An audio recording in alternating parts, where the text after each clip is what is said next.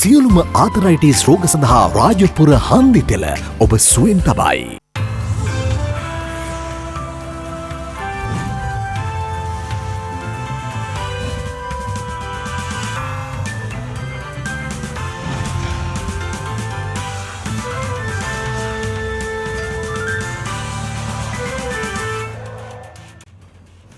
ආයුබෝවන් යථාර්ථවාදීව ලෝකයේ දෙස බලන්නට සත්‍ය සිදුවීම් සම්පින්නනයක පුවත් දිගහැරුම ශ්‍රද්ධා රූපවාහිනී 6:30 ප්‍රධාන ප්‍රවෘත්ති විකාශය සමගින් මම වාග්ය ධනංජල කොල්ල ප්‍රථමයෙන් අවධානය දවසේ ප්‍රධාන ප්‍රවෘත්ති සිරස්තල වෙත.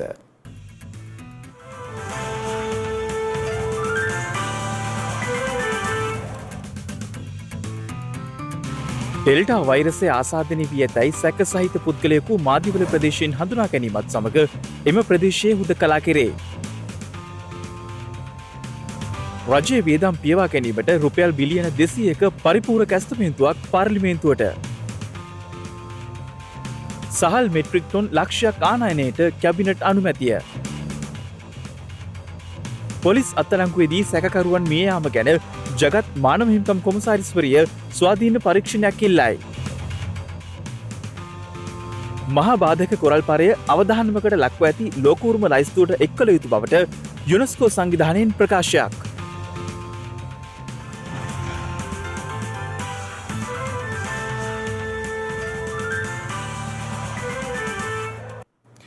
ඊයේ දිනේ මෙරටින් කොවිඩ් ආසාදිතයින් 2131 දෙනෙකු හඳුනා ගැනීමත් සමග මෙරටින් වාර්තා වන සමස්ත කොවිඩ් ආසාදිතයින් සංඛ්‍යාව 2,41,820ක් දක්වා ඉහළ ගියා. ඒ අනුව ඊයේ දිනේදී වාර්තා වූ කොවිඩ් ආසාදිතයන් අතරින් 2098 දෙනෙක් අලුත් අවුරුදු කොවිඩ් පොකුරේ ආශ්‍රිතයන් වන අතර 33 දෙනෙකු විදේශයන්හි සිට මෙරටට පැමිණි පුද්ගලයන් අතරින් හඳුනා ගැනුණා. ඊයේ දිනේ හඳුනාගත් ආසාදිතයන් අතර වැඩිම ආසාදිතයන් පිරිසක් හඳුනා ගැනුණේ ගම්පහ දිස්ත්‍රික්කයෙන්. එම සංඛ්‍යාව 271ක්. එසේම කොළඹ දිස්ත්‍රික්කයෙන් නව ආසාදිතයන් 229ක් සහ කළුතර දිස්ත්‍රික්කයෙන් නව ආසාදිතයන් 140 දෙනෙකුද හඳුනාගත් බවයි COVID-19 පැතිරීම වැළැක්වීමේ ජාතික ක්‍රියාන්විත මධ්‍යස්ථානය සඳහන් කළේ. ඒ අනුව ඊයේ දිනෙන් වාර්තා වූ අලුත් අවුරුදු කොවිඩ් පොකුරේ නව ආසාදිතයන් 2098 අතරින් බස්නාහිර පළාතෙන් වාර්තා වී ඇත්තේ ආසාදිතයන් 640ක් පමණක් වන අතර ඉතිරි ආසාදිතයන් 1458 දෙනෙකුම දිවයිනේ සෙසු දිස්ත්‍රික්ක අතරින් වාර්තා වී තිබීම විශේෂත්වයක්. එලෙස රත්නපුර දිස්ත්‍රික්කයෙන් නව කොවිඩ් ආසාදිතයන් 208 දෙනෙකු වාර්තා වූ අතර කෑගල්ල මහනුවර පුත්තලම පොළොන්නරුව සහ මඩකලපොය යන දිස්ත්‍රික්කවලින්ද ආසාදිතයන් 100 ඉක්මවා වාර්තා වුණා. එවගේ අපිට පේන තියෙන යම් ප්‍රමාණයක PCR පොසිටිවිටි රේට් එකේ අඩුවීමක් පේන තියෙනවා යම් ප්‍රමාණයක.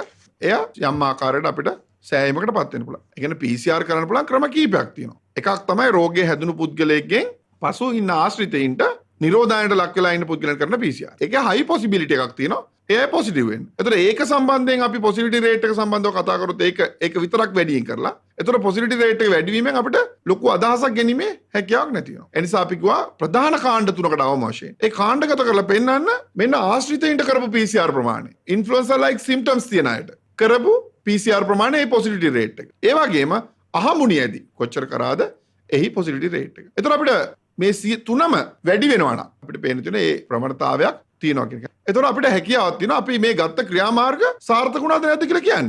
එහෙම නැත්නම් අපි කෘත්‍රිමව වැඩිවීමක් හෝ අඩුවීමක් පෙන්වලා මේ නොමග යවන්න අවස්ථාවක් සැලසෙනවා. පොසිටිවිටි රේට් එකත් යම් නියත අගයක පවතිනවා. ඒ කියන්නේ තියෙන අවදානම පහ වෙලා ගොස් නැහැ. නමුත් මේ ලොක්ඩවුන් එකේ හින්දා යම් කිසි පාලනයකට නතු වේගෙන එනවා. මේ පාලනයට නතු කරගත්ත රෝගය අපි මේ පාලනය පවත්වාගෙන යා යුතුයි. ඒ පවත්වාගෙන යාමට ජනතාවගේ සහයෝගය ඉතාමත් අවශ්‍ය වෙනවා. මේ අතර ඊයේ දිනේදීද කොවිඩ් ආසාදිත මරණ 52ක් සෞඛ්‍ය සේවා අධ්‍යක්ෂ ජෙනරාල්වරයා විසින් තහවුරු කරනු ලැබුවා. ඒ අනුව මෙරටින් වාර්තා වන සමස්ත කොවිඩ් ආසාදිත මරණ සංඛ්‍යාව 2633ක්. මේ අතර ශ්‍රී ලංකාව ඇතුළුව ආසියානු රටවල් සඳහා ඇමරිකාව ලබා දෙන පළමු එන්නත් මිලියන 7 ඇතුළත් එන්නත් මිලියන 25ක තොගේ නැව්ගත කිරීම ආරම්භ කර තිබෙනවා. දෙවන අධීර යටතේ තවත් එන්නත් මාත්‍රා මිලියන 10ක් ලංකාව ඇතුළුව ආසියානු රටවලට ලබා දෙන බවයි ඇමරිකානු ජනාධිපති ජෝ බයිඩන් ප්‍රකාශ කර ඇත්තේ. මේ අතර මාදිවෙල ප්‍රගතිපුර ප්‍රදේශයෙන් ඩෙල්ටා කොවිඩ් ප්‍රභේදය ආසාදනය වී ඇතැයි සැක කෙරෙන පුද්ගලයෙකු හඳුනා ගැනීමත් සමග අද දිනේ එම ප්‍රදේශයේ හුදකලා කිරීමට පිටකෝට්ටේ සෞඛ්‍ය වෛද්‍ය නිලධාරී කාර්යාලය කටයුතු කරනු ලැබුවා. ඒ අනුව මාදිවෙල ප්‍රගතිපුර 3 වන අධීර ප්‍රදේශයයි එලෙස හුදකලා කර ඇත්තේ. එසේම ඩෙල්ටා කොවිඩ් ප්‍රබේදය ආසාධනය වී ඇතැයි සැක කෙරෙන පුද්ගලයාගේ ආශ්‍රිතයන්ගේ සහ ප්‍රදේශවාසින්ගේ තොරතුරු ලබා ගැනීමද සෞඛ්‍ය අංශ විසින් අද දිනේ සිදු කරනු ලැබුවා.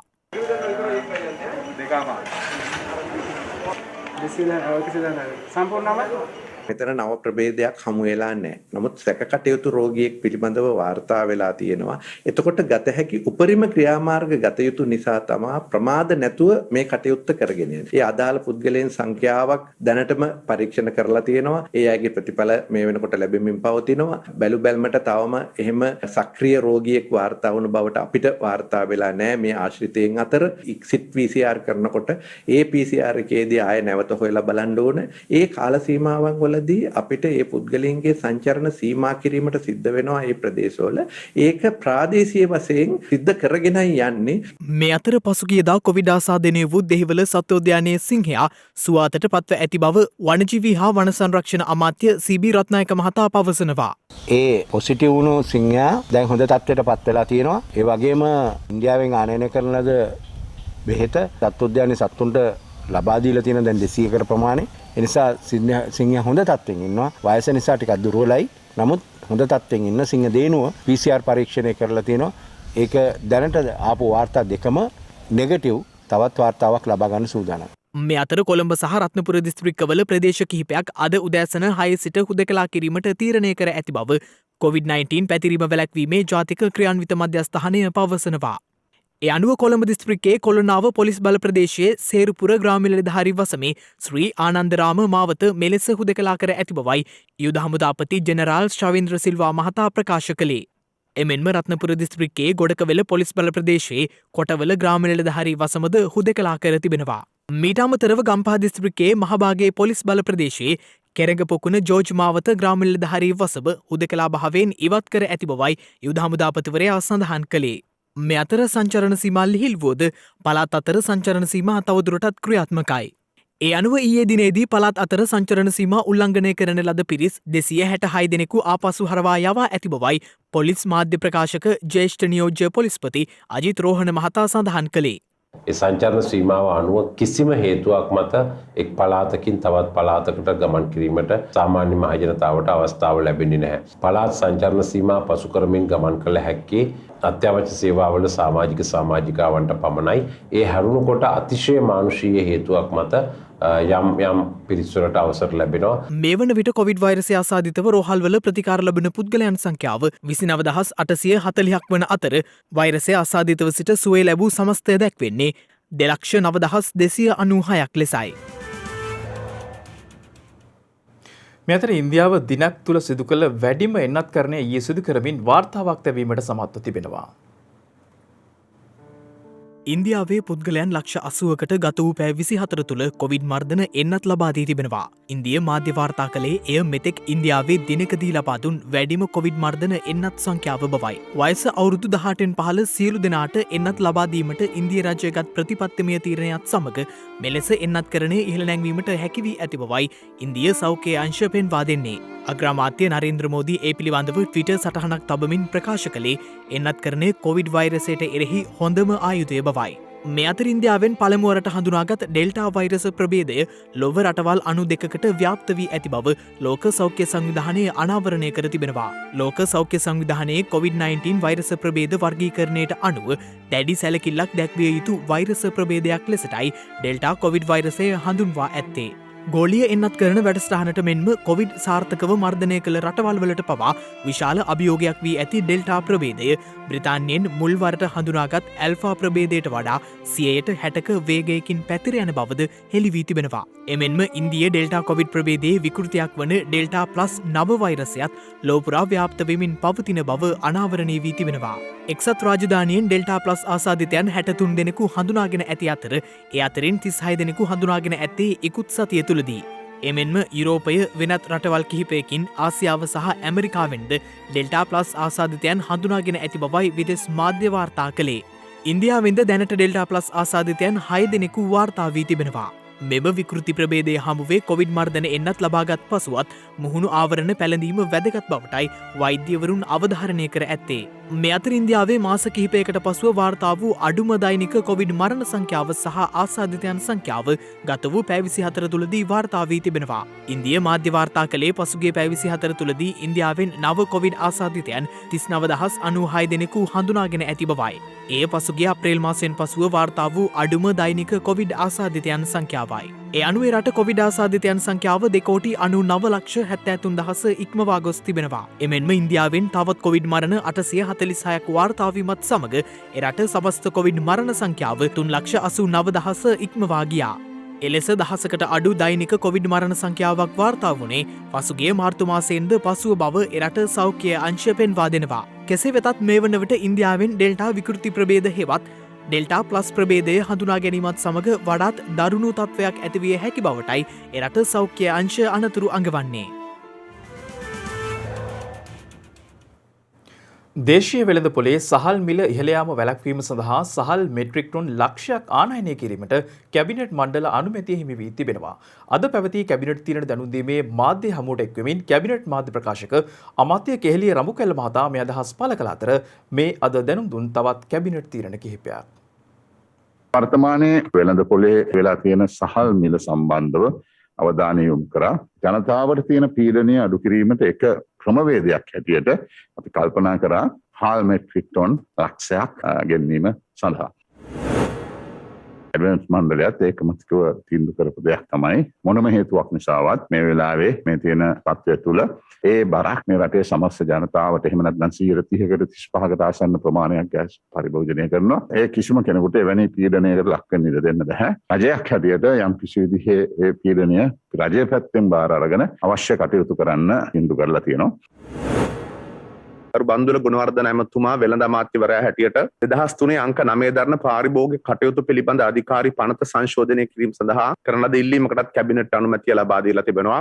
එහිදී විශේෂයෙන්ම පාරිභෝගික කටයුතු අධිකාරී පනතේ නියාමනයන් යාවත් කාලින කිරීම පිණිස වර්තමානයට ගැළපෙන අයුරින් සකස් කිරීම පිණිස අවශ්‍ය අනුමැතිය ලබා දීලා තිනවා. විශේෂයෙන්ම පාරිභෝගික ආරක්ෂක අධිකාරිය මෙම කාල සීමාව තුළ ශ්‍රී ලංකාවේ පාරිභෝගිකයින්ට වඩාත් යහපත් සේවාවක් සැලසීම වෙනුවෙන් මැදිහත් වීම රාශියක් කරනවා. හැබැයි පවතින රීති පද්ධතිය තුළ දඩ පැනවීම ඇතුළු කරුණු කාරණා වෙනුවෙන් පවතින නීති රාමුව ශක්තිමත් වන බවත් ඉතාම අඩු සහ මන්දගාමී මට්ටමේ දඬුවම් ප්‍රමාණයක් පැනවෙන බවත් නිරීක්ෂණය වෙලා තිබෙනවා. ඒ නිසා එම අධිකාරියට ප්‍රමාණවත් බලතල සහ නියාමනය සඳහා අවශ්‍ය බලතල ලබා දෙන්නට අවශ්‍ය කටයුතු සඳහා ඉදිරිපත් කරන මේ සංශෝධන ඉදිරිපත් කිරීමට කැබිනට් අනුමැතිය ලබා දීලා තිබෙනවා.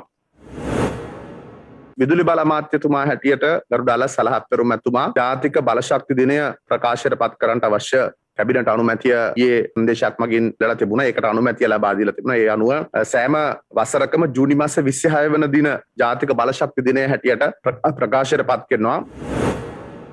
ඊයේ කර්මාන්ත අමාත්‍යතුමා හැටියට ගරු විමල් වීරවංශ මැතිතුමා දේශීය කර්මාන්ත ශක්තිමත් කිරීම සඳහා සහ ප්‍රවර්ධනය කිරීම සඳහා වන උපදේශක සභාව පිහිටුවීම සඳහා ඉදිරිපත් කරන ලද යෝජනාවකට කැබිනට් අනුමැතිය ලබා දීලා තිබෙනවා. ඒ යටතේ ශ්‍රී ලංකාවේ තෝරාගත් කර්මාන්ත ක්ෂේත්‍ර 20ක් සඳහා එම ක්ෂේත්‍රයන්හි සහ වාණිජ්‍ය මණ්ඩලවල සම්මේලනවල විශේෂඥයින් පර්යේෂණ ආයතන සහ එම කර්මාන්ත ක්ෂේත්‍රයේ නිපුණත්වයක් දක්වන පිරිසකින් සම්බන්ධ උපදේශක කාරක සභා පත් කිරීම හරහා එම ක්ෂේත්‍රයන් වලින් වැඩි ආර්ථික දායකත්වයක් ලබා ගන්නටත් එම ක්ෂේත්‍රයන්හි ක්‍රියාකාරීත්වය වැඩි දියුණු කිරීම සඳහා අවශ්‍ය පස්වල සකස් කරන්නට අවශ්‍ය අනුමැතිය ගරු කර්මාන්ත ඇමතුමාට කැබිනට් මණ්ඩලය ලබා දුන්නා. රුපියල් බිලියන 200ක වටිනාකමකින් යුතු පරිපූරක ඇස්තමේන්තුව ආණ්ඩුපක්ෂයේ ප්‍රධාන සංවිධායක අමාත්‍ය ජොන්ස්ටන් ප්‍රනාන්දු මහතා විසින් අද පාර්ලිමේන්තුවට ඉදිරිපත් කළා. මේ අතර සහල් සහ ගෑස් සම්බන්ධයෙන්ද අද පාර්ලිමේන්තුවේදී විවාදයට ලක් වුණා. දැන් මේ හෙට අනිද්දාට සහල් මෙට්‍රික් ටොන් ලක්ෂයක් හදිසියේ රටට ගෙන්නන්න හදනවා. මේ විශේෂයෙන් අපිට මේ ඩොලර් හිග වෙලා තියෙන අවස්ථාවක ඒ වගේ ආනයනයන් වලට ඉඩ දෙන්නේ ඇයි? පසුගිය කන්න ගත්තත් ලක්ෂ 6ක අතිරික්තයක් තියෙනවා සහල් වල. දැනටත් වී තියෙනවා. හැබැයි වී සංගවල අධික ලෙස වැඩි කරලා මේ මෝල් හිමියන් විසින් කෝටි ගණන් හම්බ කරනවා. ඔබට කියන්න ඕනේ මේ වෙනකොට මේ මෝල් හිමියන් 1 කිලෝ එකකින් රුපියල් 20ක් 30ක් ලාභ ලබනවා. 1 කිලෝ එකකින්. ඒ නිසා තමයි අපි ආනයනය කරන්න තීන්දුව කරේ. මොකද වෙළඳ පොලේ හාල් මිල ඉතාම ඉහළයි. ඒ නිසා ගොවියා විකුණලා ඉවරයි. දැන් මෝල් හිමියන් ගාව වී ටික තියෙන්නේ. ඒ නිසා මේ ඒකාධිකාරිය බිඳින්න නම් පාරිභෝගිකයට සාධාරණ මිලට දෙන්න ඕනේ නම් අනිවාර්යෙන් අපි මේක ආනයනය කරන්න ඕනේ తాවකාලිකව. පසුගිය අප්‍රේල් මාසයේදී පමණ ලිට්‍රෝ ගෑස් සමාගම විසින් ලිට්‍රෝ ප්‍රීමියම් හයිබ්‍රිඩ් පැක් නමින් ලීටර් 18 ක යුතු නව ගෑස් සිලින්ඩරයක් වෙළඳපොළට නිකුත් කරනු ලැබුවා. මේ වන විට මෙම නව ගෑස් වර්ගය ලාෆ් ගෑස් සමාගම විසින්ද නිකුත් කිරීමට කටයුතු කරන බව වාර්තා වෙනවා. අපි දන්නේ ඒක. අනිත් සමාගම නිකුත් කරන්න වාර්තා වෙනවා. මේක ඉලක්කම් අස්සේ ලීටර අස්සේ කාර්යක්ෂමතාව අස්සේ ජනතාවට බරපැටවීමක් ලෙස තමයි ගරු ඇමතුමා මේක සිදු කරලා තිබෙන්නේ. සිලින්ඩරයකට රුපියල් 408.50ක අයිතු මිල වැඩිවීම. මේ වන විට වෙළඳපොලේ සාමාන්‍ය ගෑස් සිලින්ඩර වලට බරපතල හිගයක් ඇති අතර වැඩි වශයෙන් මිලදී ගැනීමට ඇත්තේ නව වංචනික ගෑස් සිලින්ඩරයයි. ඒ පනතේ විධිවිධාන වලට අනුව යම්කිසි වැරද්දක් කළාම නඩු පවරන්න තියෙනවා නම් කැබිනට් මණ්ඩල වල කතා කරලා විසඳ ගන්න එක නෙමෙයි කරන්න ඕනේ නඩුව පවරන එක. දැන් ආණ්ඩුවේ සමාගමක්ම ජාවාරමේ යෙදෙනවා. පාරිභෝගිකයන් රවට්ටලා. රාජ්‍ය සමාගමක් වන ගෑස් සමාගම පාරිභෝගිකයා නොමග යවනකොට රැවටිලිකාරී ලෙස වංචාවට ලක් කරනකොට තමුන්නාසලා නඩු දානවා කියලා හරියනවද? කැබිනට් මණ්ඩලයේ තීරණයක් කරන් තියෙනවා. අනිවාර්යයෙන්ම 12.5 ගෑස් වල හිඟයකින් තොරව තියෙන්න ඕනේ. පැවති මිල සතයක්වත් වෙනස් නොකර 12.5 ගෑස් සිලින්ඩරය ලබා දීම පිළිබඳ කටයුතු කරලා තියෙනවා. ගරු කතානායකතුමනි, නීතිපතිතුමාගේ උපදෙස් පරිදි තමයි මේ ගැසට් එක අනිවාර්යෙන්ම අපි ගහන්න කටයුතු කළේ. විශේෂයෙන්ම වෙළඳපොළ තුල 12 මාරේ ගෑස් සිලින්ඩරය අනිවාර්යෙන්ම තිබිය යුතුයි කියලා. ඒ අනුව මේ වන විට වැටලීම් 15ක් විතර කරලා තිබෙනවා. ආනයනය කිරීමේදී ලාභ සමාගම $35ක් ඒ කියන්නේ ඉන්ෂුරන්ස් ඇන්ඩ් ෆ්‍රේට් වලට වියදම් කරනවා. ලිත්‍ර සමාගම 107ක් වියදම් කරනවා. ඉතින් මේක ප්‍රශ්නයක්. ඒ වගේම තමයි ටර්මිනල් ෆී එක. අනවශ්‍ය වියදමක් කරන්නේ. ඒ හින්දා රජය බලාපොරොත්තු වෙන්නේ මේ අනවශ්‍ය වියදම් අඩු කරලා ගෑස් වැඩි කිරීමකින් තොරව මේ පාර්ලිමේන්තුව පවත්වාගෙන යාම සඳහා විශේෂම රජය කටයුතු කරන්නේ. තුන් ගුණයක් ෂෙල් සමාගමට වැඩිපුර ගේනවා අනවශ්‍ය වියදමක් තියෙනවා කියලා. ඒක ඉස්සරහට අඩු කරනවලු. මෙච්චර දවස් මොනවද කරේ එහෙනම්? ලිත්‍රෝ සමාගම පටන් ගත්ත දවසේ තමයි වැරද්ද කරනවා. නිවැරදි කරන්න තමයි කටයුතු කරන්නේ. 2019 ටර්මිනල් ෆී එක $35 ගන්නවා. අද ඩොලර් වැඩි වීමත් ඒ වාසිය සමාගම විසින් ගන්නවා. මේ සියලුම කරුණු පිළිබඳව ඒ අදාළ අනු කමිටුව අධ්‍යයනය කරලා තිබෙනවා. මෙරට පොලිස් අත්අඩංගුවේ සිටියේදී සැකකරුවන් මේ යාම සම්බන්ධයෙන් ශ්‍රී ලංකාවට එරෙහිව ස්වාධීන පරීක්ෂණයක් පැවැත්විය යුතු බව එක්සත් ජාතීන්ගේ මානව හිමිකම් කොමසාරිස්වරිය ප්‍රකාශ කර තිබෙනවා. ඇය මේ බව සඳහන් කර සිටියේ ජිනීවාහි පැවති එක්සත් ජාතීන්ගේ මානව හිමිකම් කවුන්සිලයේ 47 වන සැසිවාරය අමතමින්. සැකකරුවන් අධිකරණයට ඉදිරිපත් නොකර වසර 2ක කාලයක් රඳවා තබා ගැනීමට දැනට පවත්නා නීති අනුව අවසර පවතින බව පෙන්වා දුන් මානව හිමිකම් කොමසාරිස්වරිය එවැනි අවස්ථාවල පොලිස් අත්අඩංගුවේදී සැකකරුවන් මියයාම් සම්බන්ධයෙන්ද අදහස් පළ කර තිබෙනවා. එමෙන්ම පොලිස් භාරයේදී සිදුවන මියයාම් මෙන්ම පොලිසිය සහ අපරාධ කල්ලි අතර ගැටුම්වලදී පුද්ගලයන් මිය යන බවට තමන් නිරීක්ෂණය කර ඇති බවද එහිදී ඇය විසින් ප්‍රකාශ කර තිබුණා. ඒ අනුව මේ පිළිබඳව පුළුල් සහ ස්වාධීන විමර්ශනයක් පැවැත්විය යුතු බව සඳහන් කරන මානව හිමිකම් කොමසාරිස්වරිය ඒ සඳහා රජය සමග එක්ව කටයුතු කරන බවයි සඳහන් කර ඇත්තේ. එමෙන්ම මෙරට සුළු ජාතීන්ට සිදුවන බලපෑම් සම්බන්ධයෙන්ද තමන් අවධානයෙන් පසුවන බවද එම සැසිවාරයේ අමතමින් ඇය ප්‍රකාශ කර තිබෙනවා. තවද මෙරට මානව හිමිකම් පිළිබඳ වාර්තාවක් එළැබෙන සැප්තැම්බර් මාසයේදී ඉදිරිපත් කිරීමට බලාපොරොත්තු වන බවයි එක්සත් ජාතීන්ගේ මානව හිමිකම් කොමසාරිස් මිෂෙල් බැචලේ විසින් වැඩිදුරටත් සඳහන් කළේ. මේ අතර අද පැවති කැබිනට් තීරණ දැනුම් දීමේ මාධ්‍ය සාකච්ඡාවේදීද මේ සම්බන්ධයෙන් අදහස් පළ වුණා. විශේෂයෙන්ම මේ වෙලාවේ සඳහන් කරන්නට ඕනේ මෙතන තියෙන ප්‍රශ්නය තමයි මේ කරුණු සම්බන්ධව ක්‍රෙඩිබල් එවිඩන්ස් එහෙම නැත්නම් තාමත්ම විශ්වාසවන්ත ලෙස තිබෙන එහෙම නැත්නම් ඔප්පු කළ හැකි චෝදනා සම්බන්ධව අපි කරුණු ඉදිරිපත් කරලා තියෙනවා. මොකද ක්‍රෙඩිබල් එවිඩන්ස් කියන එක එහෙම නැත්නම් වගකිව යුතු සාක්ෂි පදනම් කරගෙන නොවේ කියන එකයි අපේ විශ්වාසය. එහෙම චෝදනා විටින් විට එල්ලලා තියෙනවා පහුගිය අවුරුදු ගණනාව තුළම. ඒවට සාර්ථකව අපි පැත්තෙන් දෙන්නට පුළුවන් පිළිතුරු සහ ඒ සම්බන්ධව නිවැරදි කිරීම යම් අවස්ථාවලදී ඒ වගේම නොමගෑවීම් කරනවා. ඒවත් නිවැරදි කරමින් අපි ඉදිරියට යනවා. ඒ සම්බන්ධව නිරන්තරයෙන්ම අපේ අවධානය යොමු වෙලා තියෙනවා. විදේශ කටයුතු අමාත්‍යාංශ ඒ වෙනුවෙන් ගත යුතු ක්‍රියාමාර්ග සියල්ල ගනිමින් සිටිනවා. සංචරණ සීමා හේතුවෙන් අවම වී තිබූ මෙරට රියානතුරු ඊයේ දිනේ සංචරණ සීමා ඉවත් කිරීමත් සමග යළිත් ඉහළ ගොස් තිබෙනවා. යනු ඊයේ දිනේදී සිදු වූ රියානතුරු හේතුවෙන් පුද්ගලයන් 11 දෙනෙකු ජීවිතක්ෂයට පත්ව ඇති බවයි පොලිස් මාධ්‍ය ප්‍රකාශක ජ්‍යෙෂ්ඨ නියෝජ්‍ය පොලිස්පති අජිත් රෝහණ මහතා සඳහන් කළේ. මාසයක පමණ කාලයක් කොවිඩ් වසංගතයේ හේතුවෙන් පනවා තිබූ සංචරණ සීමා හේතුවෙන් මෙරට තුළ සිදු වූ රියානතුරුවල අඩුවීමක් වාර්තා වුණා. නමුත් ඊයේ දිනේ එම සංචරණ සීමා ඉවත් කිරීම මත දිවයිනේ ප්‍රදේශ ගණනාවකම සිදු ඇති මාරක රියානතුරු හේතුවෙන් අහිමි වූ ජීවිත සංඛ්‍යාව 11ක්. රට විවෘත වූ දිනේම මරණ 11ක් වාර්තා වීම කනගාටුදායක තත්ත්වයක්. විශේෂයෙන්ම ඊයේ දිනේදී මියගිය අයගෙන් 8 දෙනෙකුම යතුරු පැදි සහ පා පැදිවල ගමන් කළ පුද්ගලයින්, ඒ වගේම 2 දෙනෙක් පදිකයින් බවටයි වාර්තා වී තිබෙන්නේ අදාළ තත්ත්වයන් අනුව. මේ අනුව මාර්ගයේ ගමන් කරන පදිකයින්, යතුරු පැදිකරුවන්, පා පැදිකරුවන් මාර්ග අනතුරුවල ප්‍රමුඛ වින්දිතයින් බවට පත්වීමේ අවදානමක් තිබෙනවා. මේ දිනවල අයහපත් කාලගුණ තත්ත්වයන් තිබෙනවා.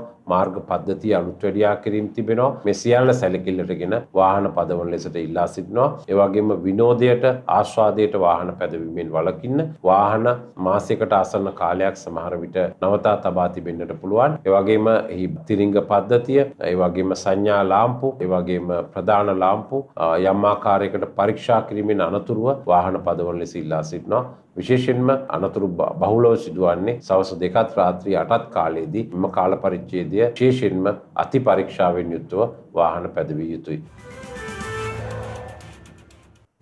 සියලුම වර්ගවල ලන්ෂීට් තහනම් කිරීමට පියවර ගන්නා ලෙස පරිසර අමාත්‍ය මහින්ද අමරවීර මහතා අමාත්‍යාංශ නිලධාරීන්ට උපදෙස් ලබා දී තිබෙනවා. ඊයේ පරිසර අමාත්‍යාංශයේ පැවති සාකච්ඡාවකදී ලන්ෂීට් භාවිතය හේතුවෙන් පරිසරයට සිදුවන හානිය අවම කිරීම වෙනුවෙන් පියවර කිහිපයක් මීට පෙරගෙන තිබුණා. ඒ අනුවයි සම්මත මයික්‍රෝන ප්‍රමාණයක ඝනත්වයට අඩු පොලිතීන් සහ ලන්ෂීට් තහනම් කිරීමට මීට පෙර තීරණය කරනු ලැබුවේ. ලන්ෂීට් හේතුවෙන් පරිසරයට සිදුවන හානිය නිසා ඉක්මනින් දිරාපත් වන ලන්ෂීට් හඳුන්වා දෙන බවට ඇතැම් සමාගම් ප්‍රකාශ කර තිබුණද මේ දක්වා එම තීරණය නිසි පරිදි ක්‍රියාත්මක නොවූ බවයි අමාත්‍යවරයා සඳහන් කළේ. මෙරට ප්‍රධාන සමාගම් 4ක් විසින් මාසයකට ලන්ෂීට් ටොන් 7ත් 8ත් අතර ප්‍රමාණයක් නිපදවනු ලබන අතර වාර්ෂිකව මෙරට ලන්ෂීට් භාවිතය ටොන් 106ක්. ඒ අනුව දිනකට මෙරට පරිසරයට බැහැර කෙරෙන ලන්ෂීට් ප්‍රමාණය අවම වශයෙන් මිලියන 10 ඉක්මවන බවට දළ වශයෙන් තක්සේරු කර ඇති බවද එහිදී සාකච්ඡාවට ලක්ව තිබෙනවා. මෙරට භාවිතාවන පොලිතීන් ප්ලාස්ටික් ඇතුළු නිෂ්පාදන වර්ග කිහිපයක් නිෂ්පාදනය තහනම් කිරීමටද මීට පෙර අවස්ථා දෙකකදී පියවර ගැනුණා. එදිනෙදා ජීවිතයේදී කරදර බාධක අවම හිත හදාගන්න අපි හිතන දෙයක් තමයි හැමදේම වෙන්නේ හොඳටයි කියන එක. මේ කියන්නේ යන්නේ ඒ වැකිය ප්‍රායෝගිකව පසක් කළ අපූරු කාන්තාවකගේ කතාවක්. ඇය ක්‍රිස්ටීන් හා බැලු බැල්මට සාමාන්‍ය කෙනෙක්. ඒත් එක් අසාමාන්‍ය රෝගී තත්ත්වයක් ඇය සතු වටිනාම දේ උදුරගත්තා. ඒ කොහොම වුණත් අද ඇය මුළු ලෝකෙටම අසාමාන්‍ය චරිතයක්. ඇගේ කතාව මෙන්න මෙහෙමයි. වියට්නාම සම්භාවයක් තියෙන ක්‍රිස්ටින් ඉපදුනේ ඇමරිකාවේ ටෙක්සාස් ප්‍රාන්තයේදී. හොඳ අධ්‍යාපනයක් ලබමින් ටෙක්සාස් විශ්වවිද්‍යාලයෙන් ව්‍යාපාර පරිපාලනය හා මූල්‍ය කටයුතු පිළිබඳ උපාධයක් ලබා ගන්නත් ඇයට හැකියාව ලැබුණා. ඒත් 2004 වසරදී එනම් ඇයට වයස අවුරුදු 25දී නීරොමෙලයිටිස් ඔප්ටිකා නම් භයානක රෝගය ඇයට වැළඳුණා. එන්නම රෝගය උත්සන්න වෙමින් 2007 වසරදී ඇයගේ පෙනීම සම්පූර්ණයෙන්ම නැතිවුණා. හිතල බලන්න ජීවිතේ හොඳම කාලේ තරුණ කාලෙදී මේ වගේ අවාසනාවන්ත ඉරණමක්. ඔව් ඇය හිතන්න පටන් ගත්තා. හැමදේම වෙන්නේ හොඳටයි. ඒ හිතපු විදිහටම හැමදේම හොඳට හරිගස්ස ගන්න ක්‍රිස්ටීන්ට හැකිවුණා. එක්වරම අඳුරුණු ලෝකයෙන් අතට හසුවනදේ හඳුනා ගන්නටත් කනට ඇහෙන දෙයින් වටහා ගන්නටත් ක්‍රිස්ටීන් පුරුදුනා. ඒ අතර තමා ආසම කරපු දෙයක් වුණු ඉවුම් පිහුම් වැඩපවා හරි අපූර්ුවට කරගන්නට ඇය උත්සහගත්තා. උත්සාහය විතරක් නෙවේ තමන්ගේ ජීවිතේ ඉතුරලා තිබ්බ ශක්තිය ඉවුම් පිහුම් වැඩවලට යොදවන්නටත් ඒවා ප්‍රගුණ කරමින් නොපෙනෙන රස මවන්නටත් ඇය වටා සිටි අය ඒ තුළින් මවිත කරවන්නටත් ක්‍රිස්ටීන්ට හැකිවුණා. අවසානයේ ඇය තේරුම් ගත්තා ඇස් දෙකෙන් දකිනවට වඩා සංවේදනයක් තමන්ට ඉතුරු අනෙත් ඉන්ද්‍රියන් වලින් ඇයට දැනෙන බව. ඇත්තෙන්ම පුදුමාකාරයි. ඇස් පෙනෙන අයට වඩා රසයකින් ක්‍රිස්ටීන් කෑම හැදවා. ඒවා කොච්චර රහයිද කියනවනම් 2012 වසරේ ඇමරිකාවේ මාස්ටර් චෙෆ් තරඟාවලියට ඇගේ ආහාර වට්ටවරුවක් නිර්දේශ වුණා විතරක් නෙවෙයි. අවසානයේ එම වසරේ එක්සත් ජනපද මාස්ටර් චෙෆ් ලෙස අභිෂේක ලබන්නටත් ක්‍රිස්ටීන්ට හැකිවුණා. ඔව් දැස අන්දවුණු ඇය හැමදේම වෙන්නේ හොඳටයි කියලා හිතපු ඇය ඇමරිකාවේ හොඳම කෝකියා වුණා. හිතන්නවත් පුළුවන්ද? ජීවිතය තුළින් ඇයට අහිමුණේ ඇස් දෙක විතරයි. රසයේ විඳින දිවත්, සුවඳ විඳින නාසයත්, ශබ්ද හඳුනගන්න කන් දෙකත්, ඇය නොපෙනෙන රස ගොන්නක් මවන සුපවේදියෙක් බවට පත් කළා. ලැබීම් නොලැබීම් ගැන වදවෙවී ඉන්නවට වඩා ඇත්තරම ලැබුණු දේ හොඳම දේ යැයි සිතීම කොච්චර හොඳද. මොකද හැමදේම වෙන්නේ හොඳටයි.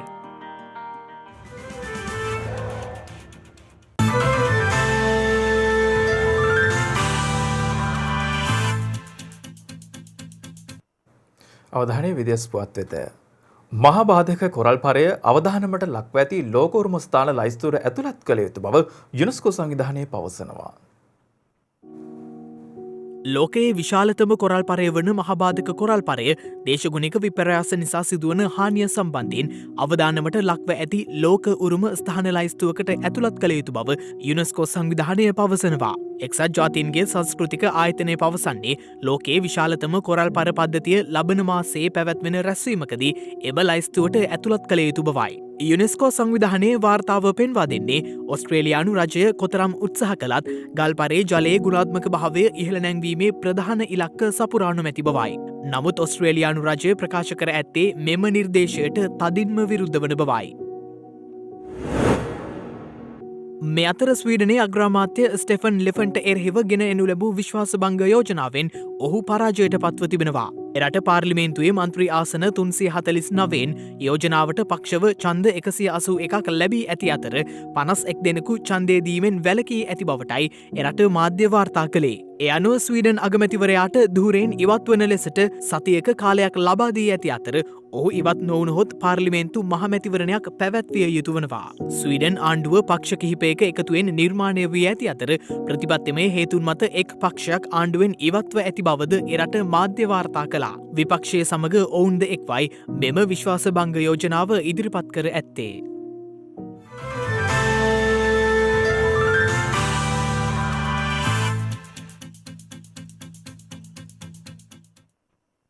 දිනක සටහන් නිමාවන්නට මත්තෙන් හෙට දවසේ වැදගත්කමටයි මේ අවධානය.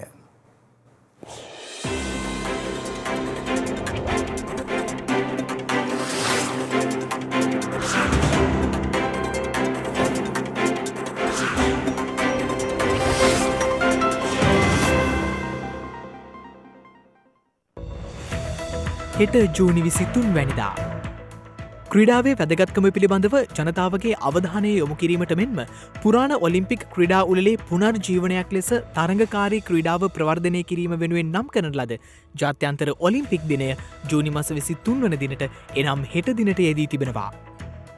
රාජ්‍ය සේවකයන්ගේ කාර්යයන් සහ ඔවුන්ට පහසුකම් සැලසීම වෙනුවෙන් නම් කරන ලද ජාත්‍යන්තර රාජ්‍ය සේවා දිනය ජූනි මාස 23 වන දිනට එනම් හෙට දිනයට යෙදී තිබෙනවා.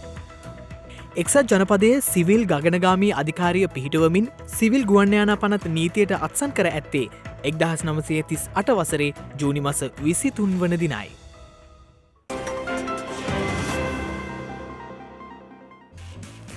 ඒත් සමගින් ශ්‍රද්ධා රූපවාහිනී ප්‍රධාන ප්‍රවෘත්ති විකාශය නිමාවට පත්වෙනවා. හමු යමු හෙටත් සවස 6:30ට. තෙරුවන් සරණයි. නමෝ බුද්ධාය. මෙවැනි වැදගත් පුවත් නැරඹීම සඳහා ශ්‍රද්ධා TV News YouTube channel එක subscribe කර සීනුව සලකුණ වන්න.